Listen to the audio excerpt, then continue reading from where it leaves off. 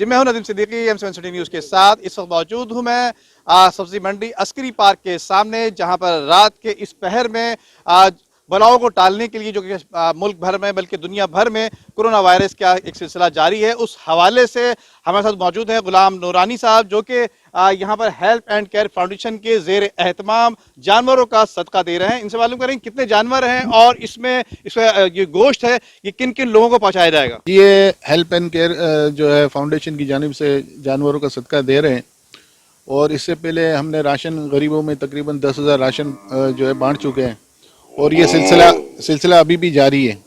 अब दूसरा अभी हम इस नीयत से ये जानवर ज़िबा कर रहे हैं कि ये सदक़े की नीयत से कि अल्लाह पाक जो है पाकिस्तान में ये जो बला नाजिल हुई है कोरोना की शक्ल में वो दूर हो जाए, क्योंकि सदका जो है बलाओं को खा जाता है।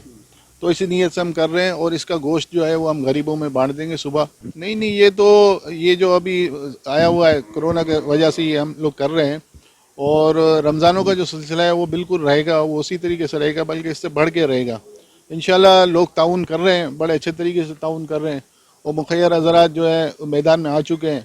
प्राइवेट तौर पे हम बगैर जो है गवर्नमेंट की कोई इमदाद के हम काम कर रहे हैं, और अपने तौर पे हम कर रहे हैं। जो हमसे हो सकता है, हमारे करीब जो मुखैर हज़रात है वो हमें पैसे दे रहे हैं, कुछ हम मिला रहे हैं, और ये सिलसिला हमने शुरू किया हुआ है। ये थे गुलाम नूरानी हेल्थ केयर फाउंडेशन के चेयरमैन, जिनका कहना ये था कि ये जो सदका खैरात है ये बलाओं को टाला करता है। इसी हवाले से इनकी जो काविशें हैं रात के इस पहर में, ताकि खामोशी से और राजदारी से जो गरीब गुरबा हैं, जो सफ़ेद पोश हैं, उनके घरों तक इन जानवरों का गोश्त जो है वो पहुँच सके। जी।